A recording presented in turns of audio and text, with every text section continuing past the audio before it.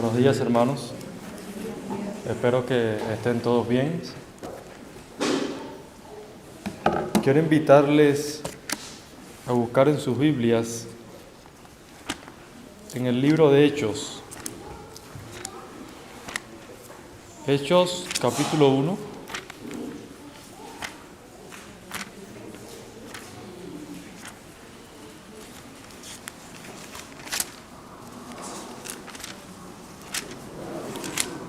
Hechos, capítulo 1,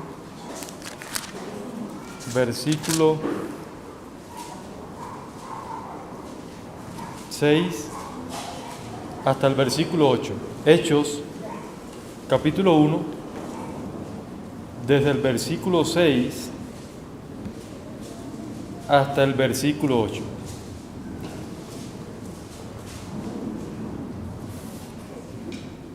Dice así la palabra del Señor. Entonces, los que se habían reunido le preguntaron, diciendo: ¿restaurarás el reino a Israel en este tiempo? Y les dijo: no os toca a vosotros saber los tiempos o las sazones que el Padre puso en su sola potestad, pero recibiréis poder cuando haya venido sobre vosotros el Espíritu Santo, y me seréis testigos en Jerusalén, en toda Judea, en Samaria y hasta lo último de la tierra. Les invito a orar. Señor, te damos gracias por este día.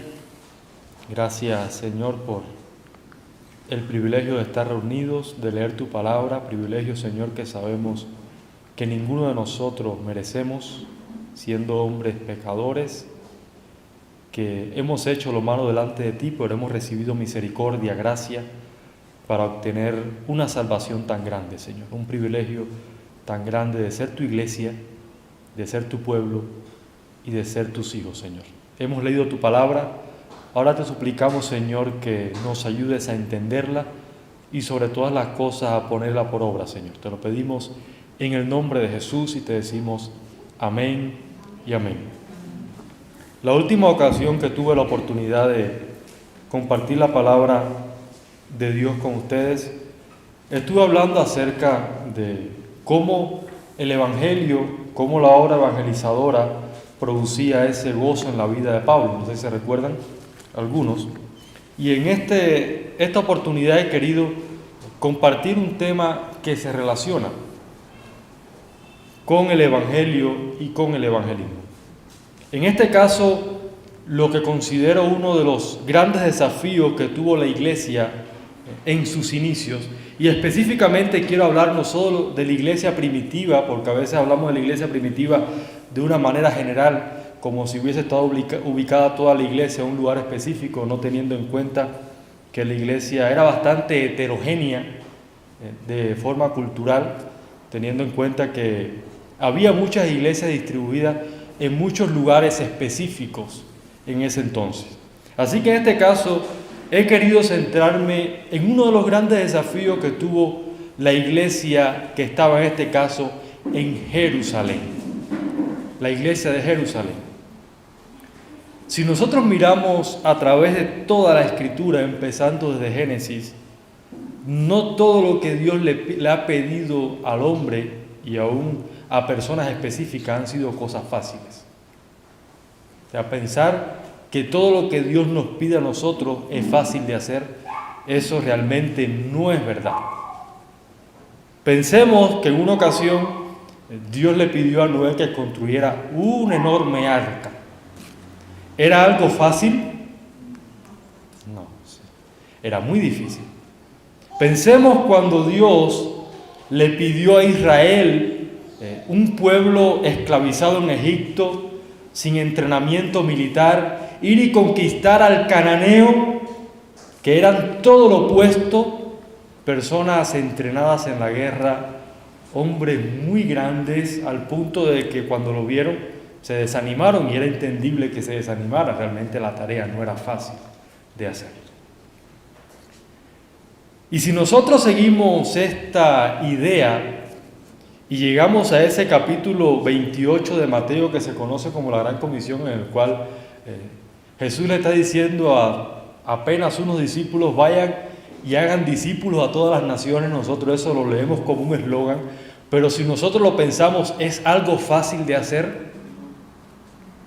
12 personas sin recursos, vayan y hagan discípulos a todas las naciones. Sí, es muy fácil de decir, pero realmente es muy difícil de hacer. Así que considero que la iglesia en su inicio, no siendo lo que nosotros conocemos hoy como iglesia, una iglesia en la actualidad muy bien conformada, estructuras bien organizadas, organizaciones y agencias misioneras que se encargan de esta labor, teniendo países como Estados Unidos que dedican grandes sumas de dinero a esta obra misionera, países como Brasil que dedican miles, millones de dólares para llevar misioneros a otros lugares. Nosotros, si lo vemos de esa perspectiva y pensamos que la iglesia de la que estamos hablando aquí en Hechos es la iglesia que tenemos en la actualidad, quiero decirles que estamos equivocados. De hecho, la iglesia que usted va a ver en todo el primer siglo y el segundo siglo y el tercer siglo es una iglesia muy pobre. De hecho, una de las críticas que se le hace a la iglesia en Roma y en todo el imperio romano es el hecho que eran personas de estrato social muy bajo. Y es entonces cuando algunas personas, conocidas como los apologistas griegos, tienen que salir a rebatir, entre otras, estas acusaciones que se hace a la iglesia. Y si seguimos aún pensando en la Escritura, a los cristianos de Jerusalén tuvieron que ayudarles porque eran pobres. Entonces, no era fácil cumplir esta labor que Dios le estaba entregando a la iglesia, a los apóstoles, en Mateo capítulo 28, por las razones que les he mencionado. Y además por otras razones que me gustaría considerar en esta mañana, por las que pienso que esta obra evangelística que les encomendaba a la iglesia era un gran desafío para esta iglesia en Jerusalén. Cuando comenzamos a considerar el texto de esta mañana en el versículo 6, hay una pregunta que le hacen los discípulos y los apóstoles, bien interesante, que resume una preocupación legítima que tenían estos creyentes como buenos judíos. ¿Cuál es esa pregunta? ¿Restaurarás el reino a Israel en este tiempo? Esto es una pregunta legítima. Israel es una nación colonizada por Roma, asediada por Roma, y ellos están esperando esa liberación de parte de Dios. De hecho, ellos están esperando que pasara lo mismo que pasó en la época de los macabeos, en lo cual se rebelaron contra todo ese dominio griego y trataron de extirpar de Israel toda esa helenización que se estaba llevando a cabo en Israel. Aún si usted lee los macabeos va a ver que se menciona allí cómo en Israel se estaban incluso construyendo gimnasios al estilo griego, cosa que era abominable para los judíos, entre otras muchas cosas. Así que en el tiempo de Jesús, el Mesías que ellos están esperando no es Jesucristo, es un Mesías político que traiga liberación a Israel, así como ocurrió esta liberación en la época de los macabeos. Y es por esta razón que cuando usted lea las Escrituras y usted ve que hay una multitud tan grande siguiendo a Jesús, y usted se da cuenta cómo muchas veces Jesús, cuando le dicen que Él es rey, ¿qué hace Jesús? Se aparta. Porque ellos están buscando un rey político y Jesús sabe que si Él cede al deseo de ellos, Él no va a cumplir su misión redentora porque Roma lo va a matar. antes de llegar ese momento. Y estas personas que están siguiendo a Jesús están, si mal no recuerdo, por la parte norte del mar de Galilea, noroeste, y esa es una región llena de celotes.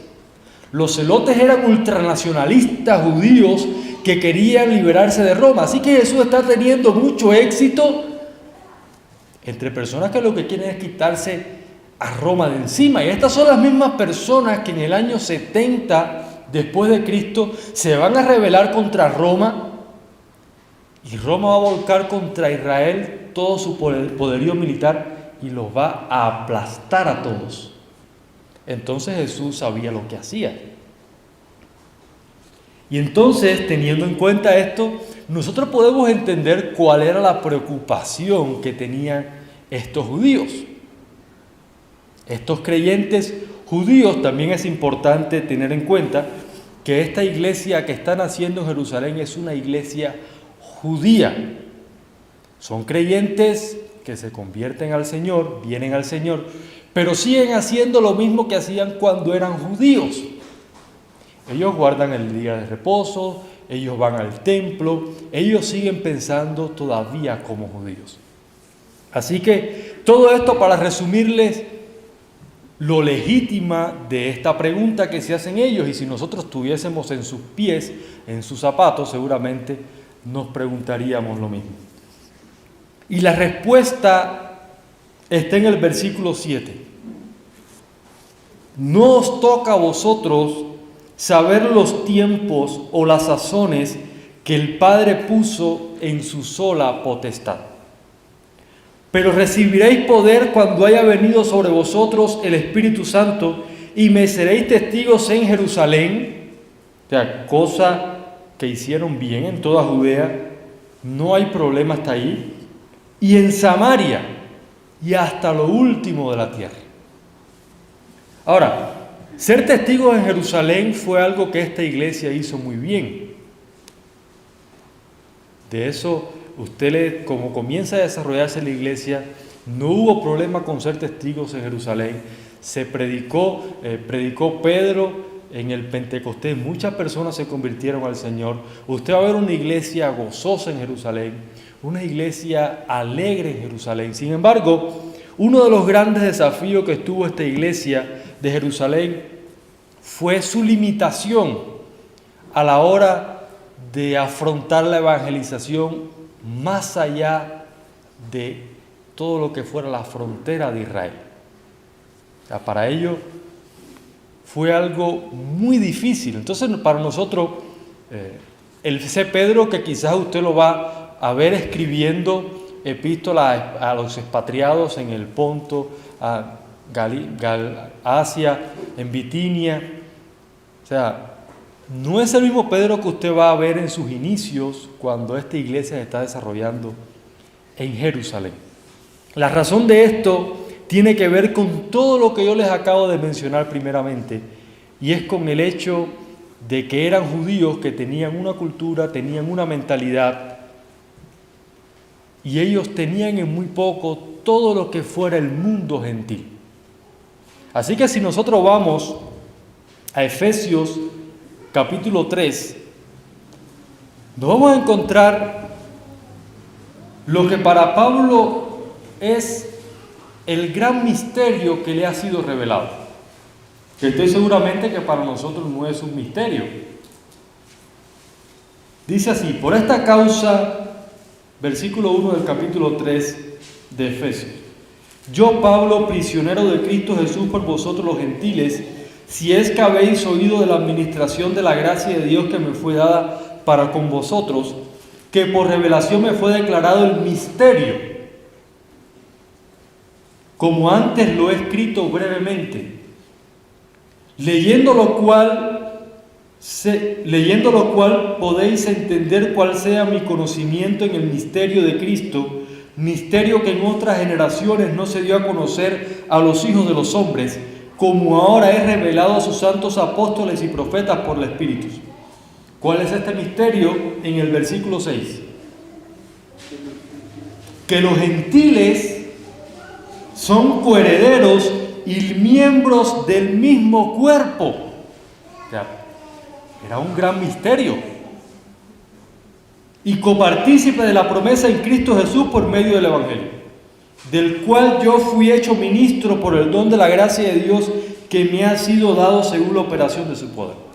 Entonces, es un gran misterio, pero ¿qué hay de misterio ahí? Pero Pablo viene de un contexto judío y estoy seguramente que para esta iglesia de Jerusalén era un gran misterio. Los gentiles también son coherederos y son parte del mismo cuerpo. Recordemos que la revelación es progresiva. Sí, la revelación es progresiva, se va dando en el tiempo. Dios la va haciendo más clara a través de la historia. Y entonces, en este momento estaba ocurriendo esa revelación. Dios está revelando su palabra, Dios está revelando su voluntad. Y todavía esta iglesia no lo tiene muy claro, no tiene claro cuál sea esa posición de los gentiles en el plan redentor de Dios. Estoy seguramente que ellos creen que ninguna. Porque recordemos, ellos son judíos. Y usted dirá, bueno, pero no, eso no creo que sea así. Bueno, pues sigamos pensando en hechos, algunos acontecimientos, como por ejemplo en el capítulo 6, la elección de los diáconos. ¿Por qué se eligen los diáconos? ¿Alguien sabe por qué se eligen los diáconos? ¿Nadie sabe? Las viudas, pero ¿qué estaba pasando específicamente? Los judíos helenistas estaban acusando a los hebreos de que no se estaban atendiendo a las viudas de los helenistas. ¿No había personas que no servían en la iglesia? ¿Que no hacían ese servicio? Sí, había personas que servían. Lo que se está diciendo no es atiendan a las personas que no hay quien sirva. Lo que se está diciendo es que hay algunas de personas de las iglesias que no están siendo consideradas, que no están siendo atendidas. En este caso, ¿quiénes son? ¿De quiénes? De los griegos, como bien decía el hermano Heiber, literalmente helenistas, de habla griega, de cultura griega. Entonces no es que no se atendían, pero no es que no había personas para que no sirvieran, es que no había personas dispuestas a servir a ciertas personas. En este caso, los helenistas. Y es que había en Israel varias sinagogas. Habían sinagogas en las que estaban los helenistas, habían los que estaban los judíos de habla aramea, los helenistas eran de habla griega. Ellos usaban la Septuaginta, que era la traducción que había en ese entonces del Antiguo Testamento al idioma griego. Y los arameos, los hebreos, utilizaban todo lo que es el Antiguo Testamento en hebreo y arameo. Ahora, cuando se comienza a formar la iglesia en Jerusalén, todos están como en el mismo lugar, ya no están segregados. Pero todavía sigue como a flote esa mentalidad. Ustedes son griegos, ustedes no son hebreos. Y a la hora de repartir, pues hay algunos que no tienen en cuenta a las viudas de ¿quiénes? De los griegos. Así que más o menos podemos ir entendiendo qué es lo que está pasando aquí en esta iglesia, que no es perfecta, así que idealizar a la iglesia del primer siglo como la iglesia perfecta, eso es falso. La Biblia no pretende hacerlo. La Biblia no es un libro de historia como los de historia de Cuba. No sé si aquí usted ha leído alguna vez un libro de historia de Cuba, pero en los libros de historia de Cuba, todos los héroes, todos los próceres de la historia son perfectos. O sea, usted le pago si encuentra un defecto en un libro de historia de Cuba de un héroe. Ni uno. En serio, usted pensará que estoy bromeando. Usted no encuentra ni uno. Una especie de superhéroes. Pero así no es la Biblia. O sea, no pretende presentarnos una iglesia tampoco perfecta, sino una iglesia que está como en perfeccionamiento, en santificación, hasta llegar a ser a la imagen de Cristo. Entonces, se eligen unas personas para que los atiendan, que tienen nombres griegos, así que posiblemente estas personas son de quién, de la comunidad de quiénes, de los de habla griega. Y entonces no nos extrañemos si nosotros también vemos que a un personaje llamado Esteban, y aquí estoy un poco añadiendo mi interpretación, le pegan con tanto odio. ¿Usted no se da cuenta con cuánto odio le pegan a Esteban? Yo no digo que no odien la teología de Esteban, pero más allá de odiar la teología de Esteban, ¿a quién odiaban? También a un judío helenista. Porque a Pedro y Juan no le hicieron lo mismo. No le hicieron lo mismo. Así que cuando ocurra la persecución en Jerusalén, ¿a quiénes posiblemente están persiguiendo en Jerusalén? ¿A todos los judíos cristianos? Posiblemente a los helenistas nada más. Y eso, y usted dirá, bueno, ¿y para qué me están diciendo estas cosas? Estoy tratando de explicar un poco el contexto de la iglesia, el contexto social que explica muchas cosas que a veces nosotros pasamos desapercibidas. Y que ese propio contexto vino a ser un estorbo para la obra evangelística de la iglesia. Esto lo he mencionado yo aquí en la iglesia, no, pero con algunos hermanos otras veces. Y es el hecho de que a veces pasamos por alto de que el capítulo 28 de Mateo, conocido como los últimos versículos que se conoce como la Gran Comisión, a veces se habla de eso como un eslogan y no se tiene en cuenta a veces elementos que les he mencionado en esta mañana que nos ayudan a entender el porqué de ese mandamiento cuando Mateo le está escribiendo a una iglesia, a una comunidad judeo-cristiana que piensa como quienes, como los judíos que les he descrito en esta mañana. Así que no nos extrañemos que esta orden sea dada a una iglesia que efectivamente no está cumpliendo la Gran Comisión.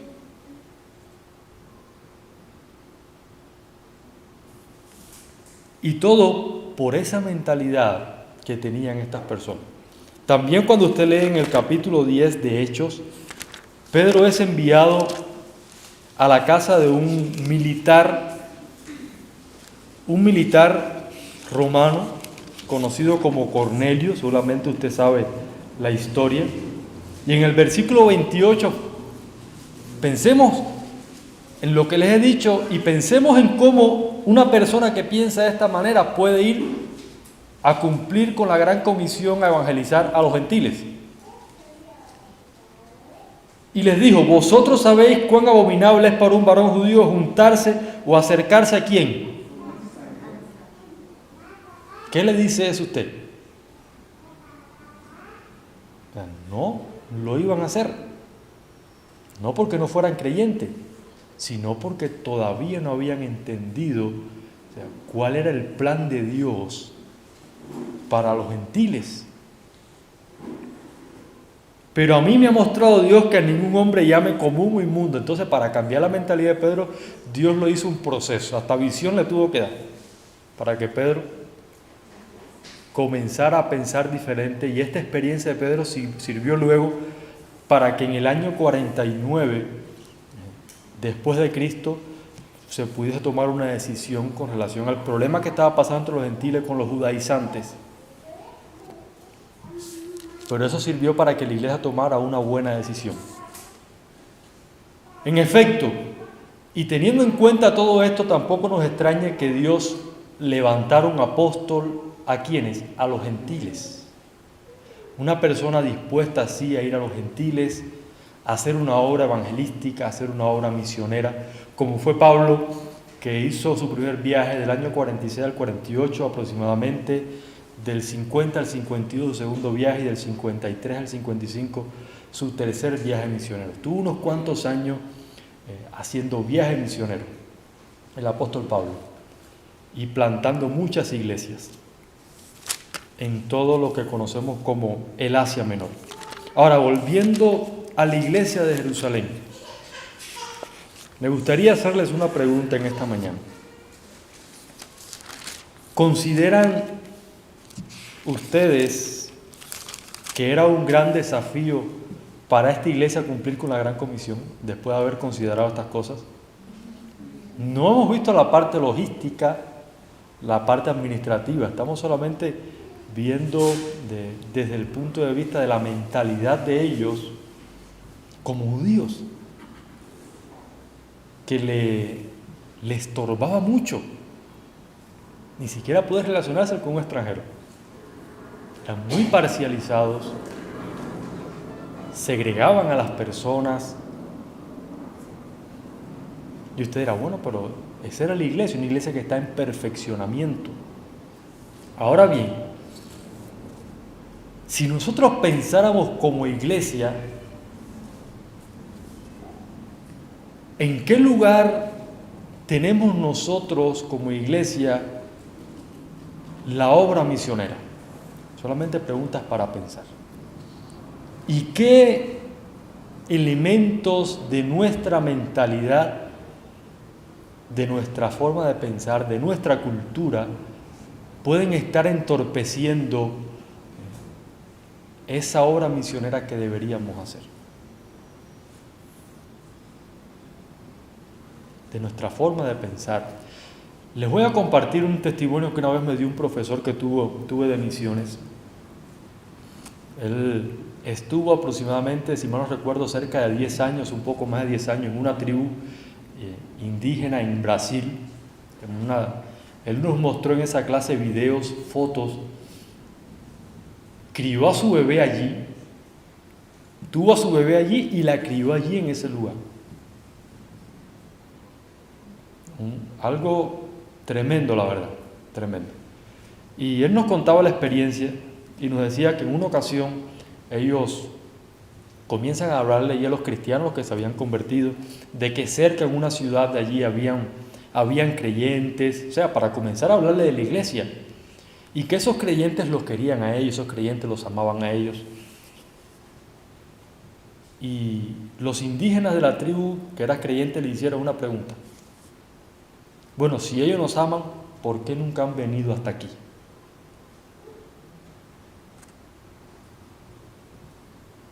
Estaban cerca, pero nunca habían ido. ¿Qué parte hay de nuestra mentalidad que a veces entorpece esa obra misionera que deberíamos hacer? No estoy hablando de parte logística, ni de economía, ni de nada de eso. ¿Por qué es más fácil que una iglesia haga proyectos misioneros en unos lugares y en otros no? ¿Por qué es más fácil hacer un proyecto misionero en el norte de Bogotá y no en Ciudad Bolívar? ¿No hay personas igual en Ciudad Bolívar? ¿Pero por qué es más fácil ir a evangelizar al norte? Solo para pensar. No tiene que ver con la mentalidad que tenemos muchas veces. ¿Por qué hablarles del evangelio a una persona y por qué no hablarle a otras? Pero quizás puede ser que nos sintamos cómodos en nuestra área de confort. O sea, la iglesia de Jerusalén estaba bien, estaba cómoda. Usted lee cómo se va desarrollando, estaban gozosos los creyentes, o sea, estaban todos juntos, tenían todas las cosas en común, iban, oraban, festejaban en las casas, se reunían, no había problema. ¿Para qué pensar en ir a predicar a esos gentiles indeseables?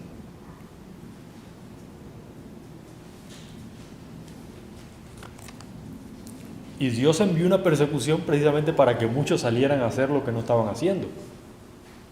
Y donde primero predicaron fue en Samaria. Y se sorprendieron que muchas personas en Samaria creyeron al Señor. Pero ahora nosotros digamos, pero si eso estaba evidente, Jesús pasó por Samaria, Jesús les habló a Samaria. Pero bueno, sí es evidente. ¿Y qué pidieron los discípulos de Jesús cuando pasaron por Samaria? Que los consumieran ¿Quieres que oremos, Señor, para que descienda fuego del cielo como hizo Elí y los consuma? Porque ellos pensaban así. Pero nosotros no pensemos que somos muy diferentes que ellos en muchas cosas. A lo mejor muchos dirán, bueno, ¿y qué es lo que hace este cubano aquí enseñándome la palabra del Señor? Tiene que ser un colombiano. Tiene que ser un colombiano, no un cubano. Pero lo cierto es que solamente quiero que pensemos en cosas. Pudiésemos hablar, hermano, de cosas logísticas, pero en las que en nuestra vida como iglesia está entorpeciendo que nosotros hagamos esa obra evangelística, esa obra misionera. Que hay que cambiar en nuestra mentalidad. ¿Cómo salirnos de esa área de confort para hacer una iglesia que comience a moverse según la voluntad del Señor. Una iglesia que dé testimonio al mundo. Ahora, podemos hablar del evangelismo personal, pero aquí específicamente cuando usted ve la evangelización en el libro de Hechos, la evangelización comienza a darse a través de ¿quién? ¿De personas? Sí, pero de la iglesia en general. O sea, la iglesia comienza a evangelizar ¿cómo? Cuando sale de Jerusalén, plantando iglesias. Y esas iglesias luego comienzan a ser como faros en medio de esa ciudad. Entonces cuando Pablo le escribe a los tesalonicenses, él les elogia precisamente eso. Cómo se convierten al Dios vivo, pero cómo de ellos sale la palabra y cómo muchas personas comienzan a creer, porque esa es la obra de la iglesia. Tristemente, y hay que decirlo tristemente, estos son temas que a veces no se habla, porque es que tenemos una mentalidad a veces tipo binaria, o sea, que se combina en dos áreas solamente, en 0 o 1. Estamos en la derecha o en la izquierda. ¿En qué sentido? En que si los que están hablando de movimiento de plantación de iglesia en la actualidad están haciéndolo mal, pues, ¿cuál es la solución? Pues no hablo de plantación de iglesia.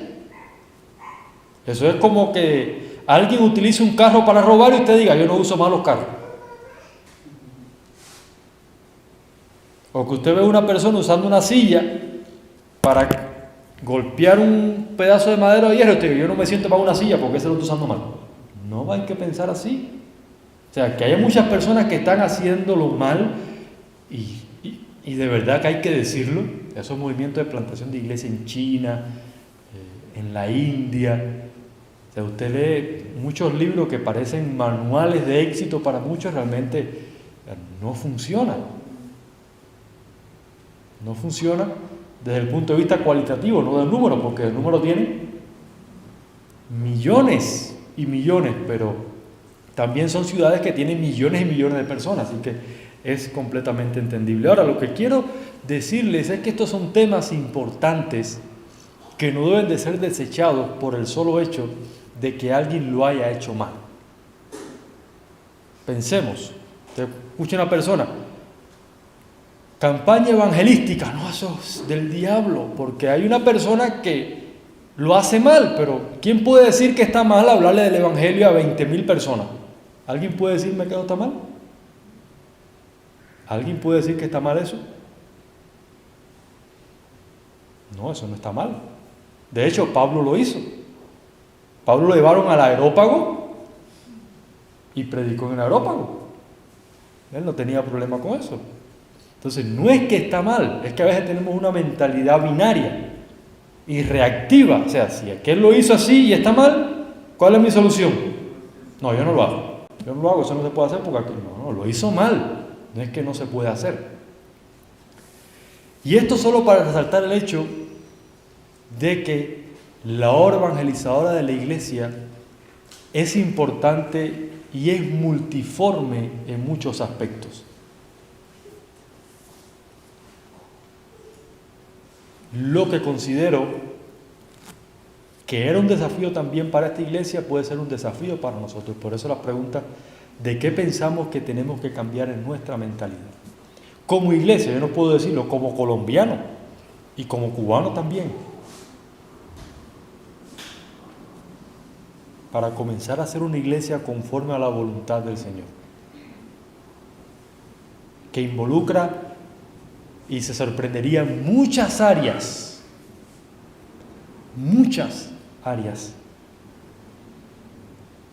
de la vida personal de la iglesia, pero también de cada miembro, pero también de todos como cuerpo, como iglesia. O sea, llegar a ser esa iglesia requiere cambiar muchas cosas de nuestra manera de pensar y someternos a muchas cosas que quizás a nosotros no nos gusten porque no pensábamos que era correcto hacerlo así. Entonces quizás nos tenga que pasar como en Jeremías y el relato del alfarero y el barro, quizás nos tenga que pasar así. A veces el Señor tiene que usar un palo para ablandarnos a nosotros, porque a veces no entendemos con los golpes. A veces no entendemos por las buenas y a veces hay que romper la vasija para volverla a hacer. Entonces, amados hermanos, creo que resumiendo esta mañana, pudiera decir que el gran desafío de la iglesia de Jerusalén fue su forma de pensar. Yo pudiera decir que entorpecía el desafío, valga la redundancia, evangelístico que tenía esta iglesia. Así que el desafío que le hago a usted en esta mañana es, en base a una pregunta también, ¿qué tenemos nosotros que cambiar de nuestra mentalidad? De lo que hemos venido estado haciendo hasta este momento, hasta este día de hoy, para hacer una iglesia que asuma con gozo la tarea de ir al mundo a llevar el Evangelio, como lo hizo el propio Cristo. El propio Jesús dio testimonio durante su ministerio terrenal de que el Evangelio debía ser predicado y anunciado ¿a quiénes? A todas las personas, no a un grupo selecto. Así que, hermanos, Dios les bendiga en esta mañana y que el Señor nos ayude a hacer su voluntad.